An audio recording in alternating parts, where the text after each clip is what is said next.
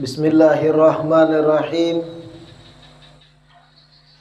Alhamdulillahi rabbil alamin wa bihi nasta'in ala umuri dunya waddin. Wassalatu wassalamu ala sayyidil mursalin wa imamil muttaqin sayyidina wa maulana Muhammad wa ala alihi wa sahbihi ajma'in. Allahumma fasalli wa sallim ala sayyidina Muhammad miftah babi rahmatillah adada ma fi ilmillah salatan wa salaman daimaini bidawami mulkillah wa ala alihi wa sahbihi wa man walah wa la hawla wa la quwwata illa billah. Alhamdulillah, segala puji kembali dan selalu terhatur kehadirat Allah Subhanahu wa ta'ala yang masih melimpahkan panjang umur, sehat badan dan keafiatan kepada kita seberataan, sehingga kembali di malam Rabu ini berkumpul bersama melanjutkan kegiatan majelis ilmu, majelis zikir, yang mana tujuan kita, cita-cita kita, harapan kita, mudah-mudahan kegiatan ini menjadi kegiatan yang menyebabkan terbuka lebarnya pintu-pintu kebaikan bagi kita dan jadi sebab tertutup rapatnya pintu-pintu kejelekan dan kejahatan. Amin ya rabbal alamin. Malam hari ini, kegiatan kali ini kegiatan perdana kita majelis di lokasi ini. Alhamdulillah kada panas di sini.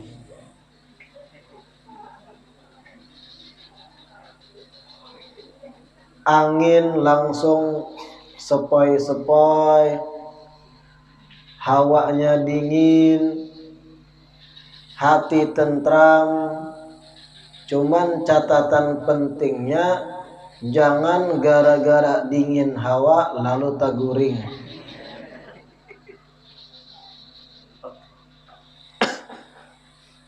Yang tadinya jamaah ibu-ibu selalu tersisihkan di kegiatan lokasi pertama kita dahulu sebelah masjid, ibu-ibu diandak para kuburan, berhadapan langsung lawan kuburan. Bahkan ada yang duduk taka aspal pinggir jalan.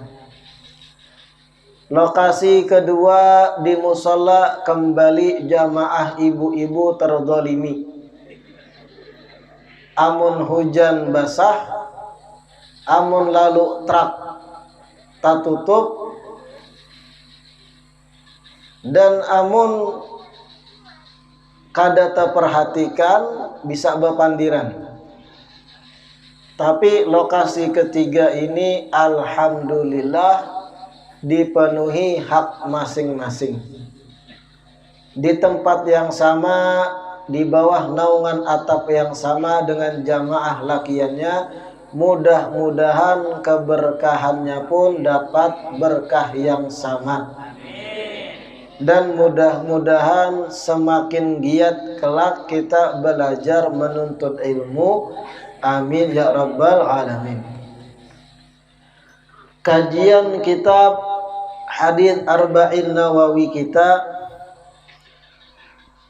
pertemuan terakhir sampai kepada hadits yang ke-32. Al-hadits at-tani wa thalathun, yang mana Rasulullah sallallahu alaihi wasallam bersabda, la dharara wala dirara, yang artinya jangan ada seseorang memberi kemudaratan pada orang lain, wala dirar, dan apabila seseorang dizalimi oleh orang lain, maka hendaknya tidak balas menzalimi atau tidak balas memudaratkan. Hadis ke-32 ini sudah panjang lebar kita jelaskan pertemuan terakhir, yang mana pada intinya ajaran mulia Rasulullah, agama Islam yang dibawa sidin, melajari kita agar hidup kada mengalihakan orang, melajari kita agar hidup kada memudaratkan orang lain, melajari kita jangan sampai kegiatan kita, aktivitas kita merugikan orang sekitar. La darar, jangan ada orang memudaratkan orang lain. Sudah kita beri contoh-contoh, termasuk kita contohkan seseorang yang menandak barang di jalan umum berhari-hari, padahal ini jalan yang dilalui oleh orang banyak. Diparkirnya di situ satu benda memakan separuh jalan, berhari-hari kadada niatan untuk dipindah sengaja, itu memudaratkan orang lain, itu merugikan orang lain. Begitu pula ketika kita memakai speaker, menyetel aneka macam lagu-lagu di waktu orang hendak istirahat. Jam 12 malam disetel lagu dangdut, nyaring, bakaraokean, 10-12 rumah kadengaran tembus suaranya. Ini merugikan orang lain. La darar, menzalimi orang lain, status orang itu.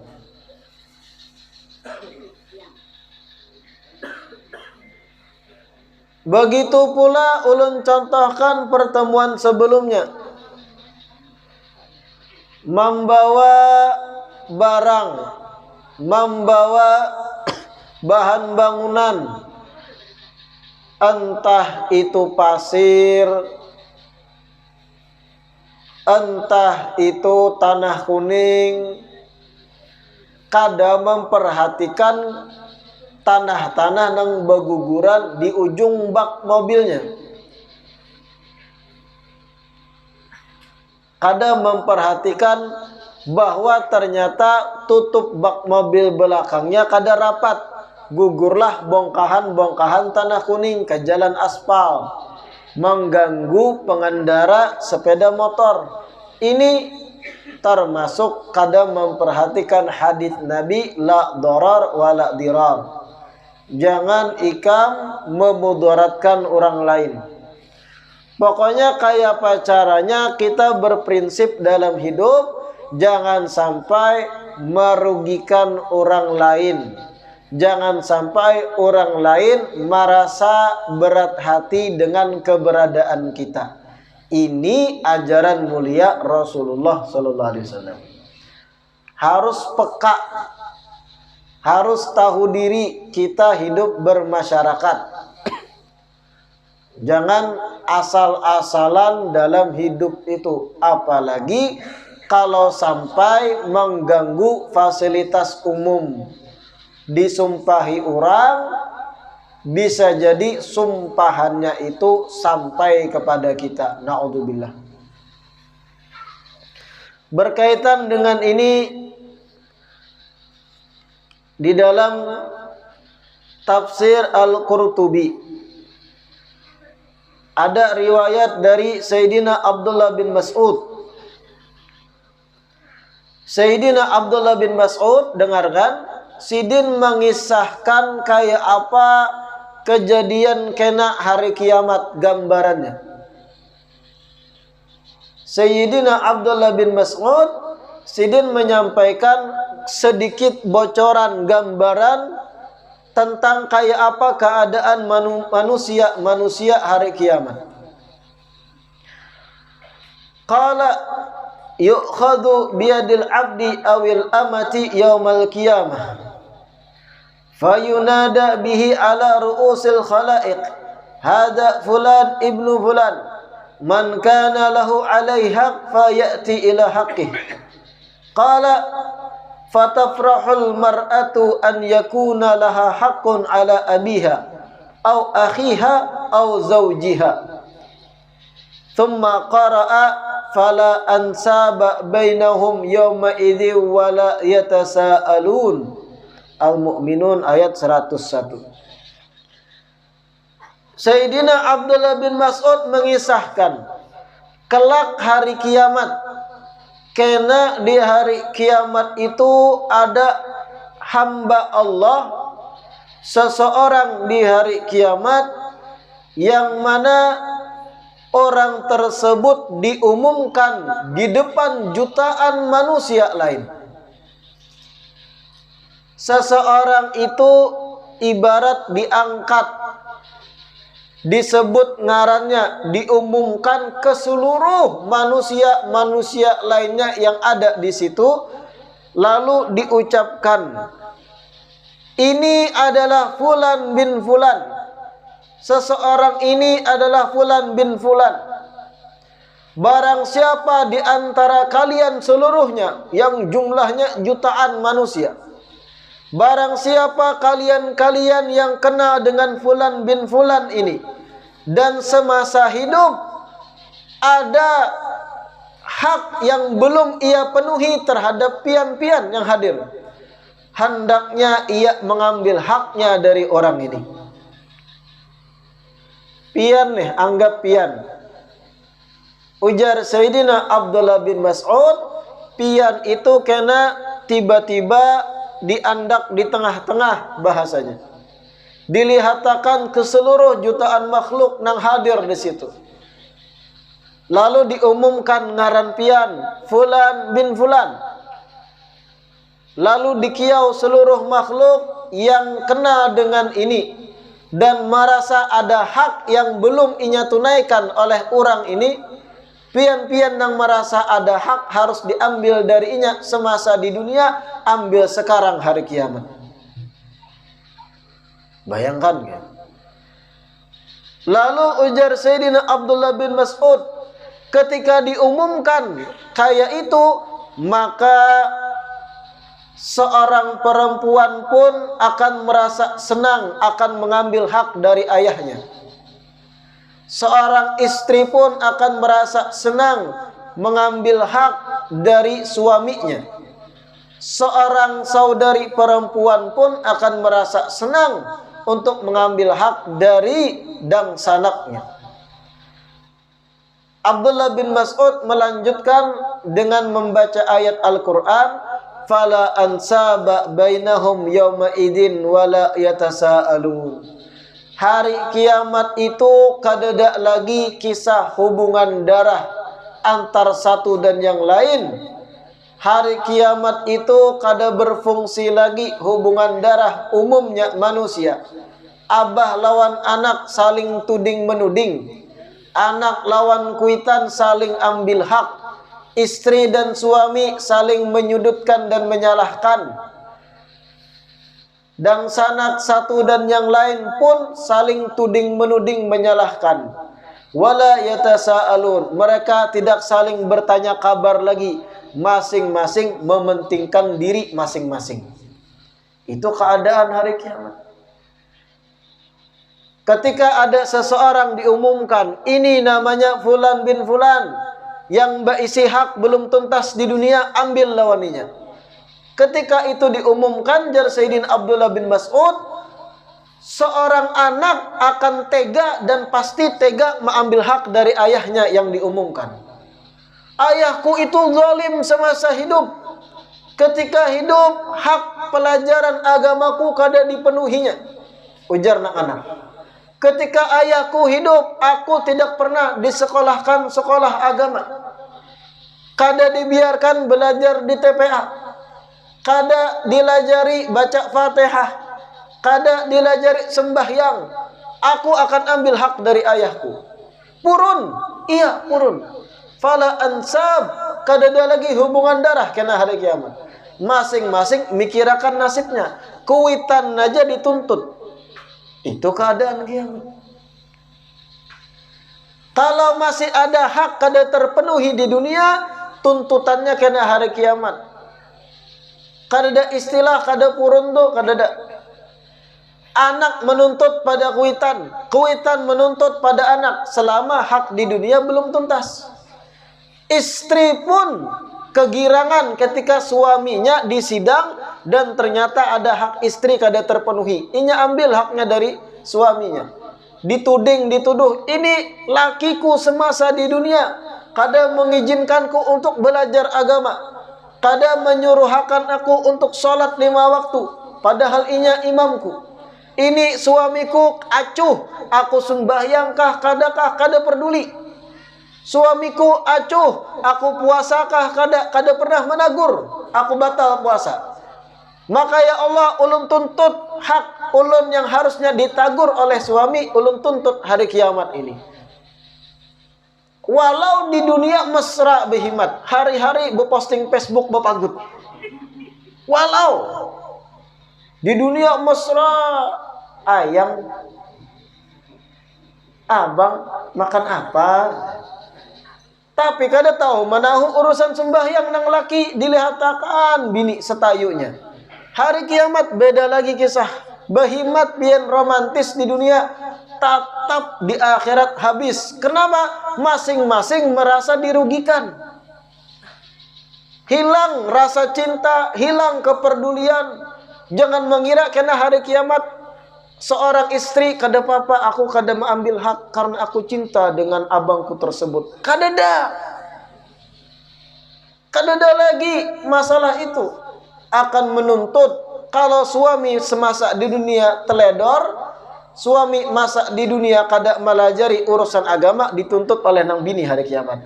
Walau di dunia romantis sampai ke tuha, beruban bersama, paculan gigi tak umbai. Walau seromantis itu di dunia, sudah hari kiamat hilang cinta itu tadi. Buyar, saling tuntut, saling tuding. Itu keadaan kiamat. Makanya semasa di dunia la darar wa la dirar. Jangan sampai tersisa hak orang lain kada terpenuhi, terutama hak bini, hak anak. Paling penting urusan keagamaan. Jangan sampai bisi bini kita nih kada melajari bini urusan agama. Kayak apa bib ulun melajari ulun aja bahlul. Izinkan inya menuntut ilmu, lepas tanggung jawabnya. Ini kada melajari sudah kada membuu bini di rumah. Melajari agama kada, membaca Fatihah kada dilajari bini, sembahyang kada disuruhakan, inya puasakah kada peduli nang laki. Ketika istri ada niat hendak menuntut ilmu ke majelis, ditangati, jangan. Ikam kena ngantuk di sana. Pelayanan kurang kena malam gesan aku. Nah, naudzubillah min dzalik. Inyanya sudah bahlul suami kada mampu melajari, bini hendak belajar ditangati, dituntut pian kena sebagai suami hari kiamat. Wah kada mungkin bipai bini ulun menuntut inya sayang lawan ulun di dunia. Oke, di dunia. Hari kiamat fala ansaba bainahum yauma idzin. Kada ada lagi ikatan-ikatan itu hari kiamat, saling tuntut. Bahkan tadi fatafrahul mar'atu an yakuna laha haqqun ala abiha. Seorang putri, anak perempuan aja, ketika ternyata abahnya ada hak kada terpenuhi, anak dari si abah akan senang mengambil hak dari abahnya. Maksud mengambil hak itu pahamlah pian? Ketika sang anak perempuan ini banyak dosa di sidang hari kiamat, dengan inya mengambil hak abahnya, tak kurang sedikit siksanya. Karena mementingkan dirinya masing-masing. Begitulah keadaan hari kiamat. Saling tuntut. Istri pun kayak itu juga. Ketika ternyata ada tersisa hak kada terpenuhi dari suami, tuntutnya hari kiamat. Demi kenyamanan inya, demi keringanan siksa inya sebagai istri di hadapan Allah Ta'ala. Sangguplah dia. Makanya nyaman kada berbini. Jangan juga, sunnah Nabi. Tetap berpasangan, tetap bersuami istri, tapi hak penuhi semampu kita. Terutama pendidikan agama, terutama menyuruhkan hal-hal yang wajib. Jangan dilihatakan bini kada ditakon sudah sembahyang kayang, sudah kapian sembahyang, sudahlah beasar, sudahlah beisya biar, sudahlah besubuh. Kemudian bulan puasa, berapa hari pian yang bahalang, berapa hari pian pian kodok kenalah bulan Syawal. Kayak itu suami nang peduli dengan keadaan hari kiamat, karena inya imam. Ini bini 7 hari kada puasa berhalangan, imbah tuntung Ramadan masuk Syawal, kada dah lalu ditagur-tagur bini, sadang yang naik kodok. Sini ulun kawani nah sambil puasa 6. Nah kan baik gitu. Itu baru romantis. Romantis itu bukan sudah makan belum. Itu romantis. Kada ada romantisnya. Romantis itu tatkala suami bertanya, sudahkah engkau menghadap Tuhan kita, agar kita tidak hanya berkumpul di dunia, kembali berkumpul di akhirat dalam surganya. Nah, pernah laki pian bucapnya. Kada harapan. Seharusnya kayak itu, saling mengingatkan urusan yang wajib, supaya hari kiamat, hari persidangan kada saling menuntut. Kada ada hubungan darah, hubungan cinta mencinta, hilang kiamat, saling memberatkan. Yang penting dirinya selamat, yang penting inya berkurang siksa. Walau hak itu diambil dari kuitan, walau hak itu diambil dari anak, walau hak itu diambil dari pasangan semasa di dunia puluhan tahun sebagai suami istri. La ilaha illallah.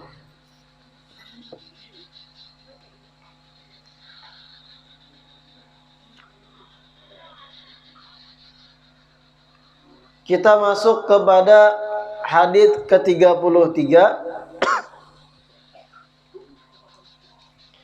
Al-hadis at-tsalits wa tsalatsun. An Ibni Abbas radhiyallahu anhuma anna Rasulullah sallallahu alaihi wasallam qala law yu'tan nasu bid'awahum ladda'a rijalun amwala qaumin wa dima'ahum lakinil bayyinatu 'alal mudda'i wal yaminu 'ala man ankar. Hadis ke-33 berbicara tentang sistem Islam dalam persidangan. Sidang offline. Hadis ke-33 berbicara mekanisme Islam dalam mengatur persidangan antar dua orang yang berselisih. Sayyidina Abdullah bin Abbas meriwayatkan bahwasanya Rasulullah sallallahu alaihi wasallam bersabda, seandainya manusia dipenuhi klaim-klaim mereka, maka akan ada orang-orang yang mengklaim harta-harta orang lain, dan akan ada orang-orang yang mengklaim berhak untuk menumpahkan darah orang lain. Akan tetapi al-bayyinatu, pembuktian itu wajib atas pihak yang mengklaim, dan bersumpah atas nama Allah wajib bagi yang mengingkarinya. Ini agak rumit, ulun beri contoh. Ini A, ini B, dua orang berselisih. Lihat, ini A, ini B. Si B berisi harta, diikuti olehnya B nih. Anggap si B ini bisi sebidang tanah. Inya menempati tanah itu, inya bertajak di situ sekian lawas. Si B. Datang A tiba-tiba mengklaim, mendakwakan atau mengklaim, mengakui gitu. Itu tanah nang ditinggali B adalah tanah ampunku, ujar A. Sedangkan tanah yang menjadi pokok masalah di tangan si B. Ini A posisinya mudda'i, orang yang mengklaim. Apabila dua orang ini, satu kasus antar dua orang ini apabila dibawa ke mahkamah persidangan Islami zaman Nabi, maka yang mengklaim harus memberi bayyinah, bukti. Apa bukti dari klaim ikam? Apa bukti dari dakwaan ikam? Apa bukti dari pengakuan ikam? Sedangkan tanah itu mulai bahari diikuti, ditinggali oleh B. Orang yang mengklaim harus membawa al-bayyinah, bukti-bukti. Entah surat menyurat, entah wasiat orang bahari, yang penting ada bukti. Setelah si A yang mengklaim membawa bukti-bukti dan argumentatif buktinya kawak diterima, baru kena nang si B dimintai sumpah apabila mengingkari bukti-bukti yang sudah dibawa A. Buktinya kuat sudah, contohnya sangat kuat, diterima buktinya. Kalau nang B, nang menduduki tanah, menolak, mengingkari atas klaim A dengan bukti-buktinya, maka si B ini harus wani bersumpah dengan nama Allah bahwa klaimnya itu dusta. Setelah A mengklaim dengan membawa bukti, si B pulang ditakuni hakim, wani lekam bersumpah bahwa nang disampaikannya dusta. Amunnya orang beriman bujur pada Allah, inya kadua ni bersumpah, diserahkanlah harta itu pada A yang mengklaim. Ini persidangan bahari antar dua orang berselisih. Orang bahari dengan keimanan yang kuat, keyakinan pada hari kiamat, keyakinan dan pahamnya mereka akan agungnya lafaz Allah, kadua ni bersumpah sembarangan. Ketika A tadi mengklaim tanah yang ikam tinggali wahai B, tanah kami. Hakim pun bertanya, mana bukti-bukti ikam? Bukti-buktinya lengkap, surat wasiat dan sebagainya bahari. Dilemparkan lagi pada si B nang menduduki tanah. Ikam kayak apa respon? Mengingkari kada? Aku mengingkari jar. Ucapan A itu dusta. Oke, bersumpah atas nama Allah, wanilah. Orang bahari dengan keimanan yang kuat, kalau sudah dimintai sumpah, habis dah perkara. Ada bakal wani bersumpah atas nama Allah, kalau inya tahu inya salah, diserahkanlah harta tadi pada A yang mengklaim. Kayak itu selesai persidangan bahari. Nah itu konsepnya, pahami. Kembali pada hadis ini, jar Nabi, lau yu'tan nas bidakwahum. Seandainya setiap orang mengklaim, langsung kita penuhi klaimnya. Ada nama klaim, itu tanahku, sedangkan tanah tadi ampun B. Seandainya sekedar mengklaim saja kita langsung penuhi kehendaknya, maka akan ada orang-orang yang main kakui akan harta-harta orang lain. Wah, itu hartaku, itu hartaku, hartaku. Padahal ini mengklaim aja. Tapi Islam gak ada kayak itu. Siapa yang mengklaim harus ingat membawa bukti yang kuat. Orang yang menjadi lawan dari orang yang mengklaim, ketika orang yang mengklaim membawa bukti, hanya dilempar kepadanya si B tadi. Wah, ini akan bersumpah bahwa ini dusta. Kalau ini bersumpah, wallahi itu dusta semua, dikembalikan lagi pada yang mengklaim. Wanilai kamu bersumpah juga. Tapi sebenarnya ketika sudah dimintai sumpah itu selesai. Karena dengan keimanan yang kuat, kadang mungkin orang menyalahgunakan lafaz Allah bari, kontan kena siksanya. Karena mereka sahabat-sahabat di zaman-zaman mulia itu tahu bujur konsekuensi syahadatuz zur. Kesaksian yang palsu itu tahu benar konsekuensinya, buahnya. Langsung masuk neraka Allah. Na'udzubillah min dzalik. Ancamannya. Nah, beginilah persidangan bahari. Kira-kira paham konsepnya ya? Itu yang dimaksud Nabi, "Lau yu'tan nas bid'awahum ladda'a rijalun amwala qaumin wa dima'ahum." Seandainya dengan hanya mengklaim orang dipenuhi apa yang diklaimnya, maka nanti akan ada orang-orang yang asal kakui, ini hartaku, ini hartaku, ini hartaku. Atau mengakui darah orang lain. Maksudnya apa mengakui darah orang lain? Sing tuduh. Inilah orang yang telah membunuh keluarga kami, harus dikisas. Itu mengklaim. Menghalalkan darah orang karena dianggapnya pembunuh atas keluarganya, asobahnya. Ini yang membunuh keluargaku. Kalau inya kada memberi bukti, maka yang dituduh akan dimintai sumpah. Kalau inya kada memberi bukti, kada dipenuhi klaimnya. Tapi kalau seandainya yang menuduh tadi membawa bukti, yang dituduh dimintai sumpah. Nah itu tadi. Lakinil bayyinatu 'alal mudda'i wal yamin 'ala man ankar. Akan tetapi mekanisme dalam persidangan Islam itu, orang yang mengklaim harus membawa bukti.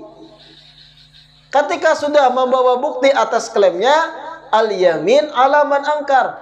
Orang yang mengingkari bukti-bukti dan klaim akan dimintai sumpah. Itu sistemnya.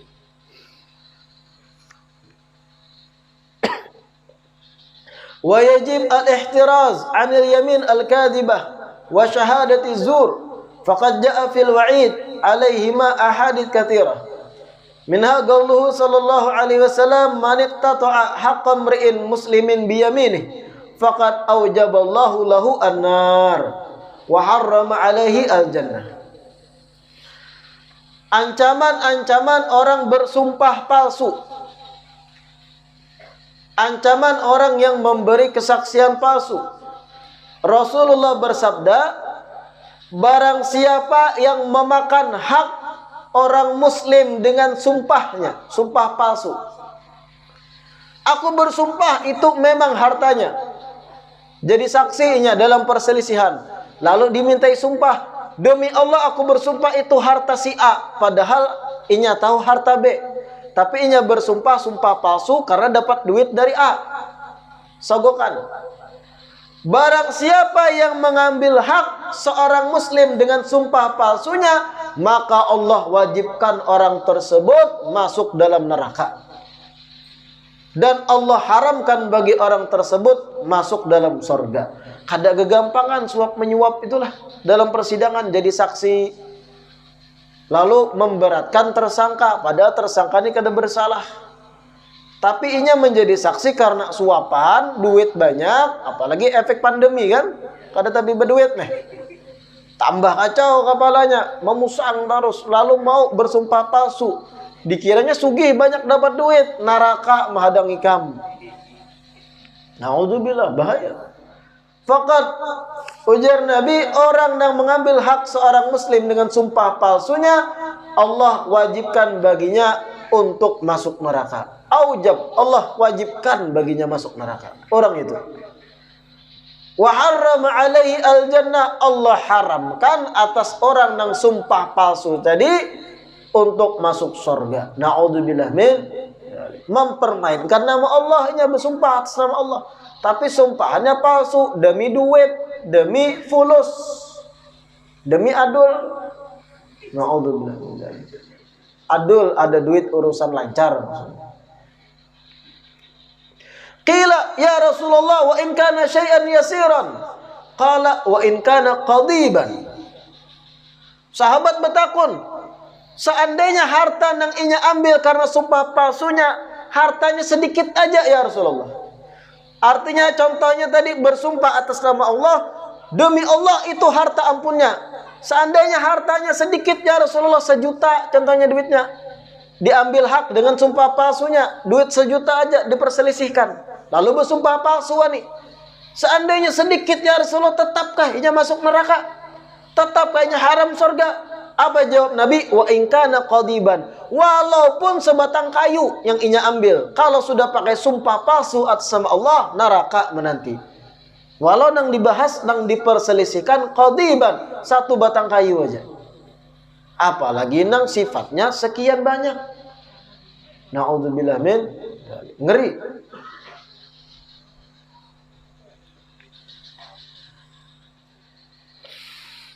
Nah ini tadi orang yang mengklaim harus membawa bukti dan orang yang mengingkari akan dimintai sumpah. Ini sistem mekanisme pembuktian dalam persidangan syariat Nabi Muhammad SAW. Di dalam syarah disebut waqila innal hukma fi zaman Sayyidina Ibrahim sallallahu alaihi wasallam kana binar. Fakana al-muhiq yudkhilu yadahu fiha fala tuhriquhu wal mubtil idza adkhala yadahu fiha ahraqathu. Syariat Nabi kita Muhammad sallallahu alaihi wasallam, kalau ada 2 orang berselisih, untuk menyelesaikan perselisihan, yang mengklaim bawa bukti, yang diklaim dimintai sumpah. Itu syariat Rasulullah sallallahu alaihi wasallam.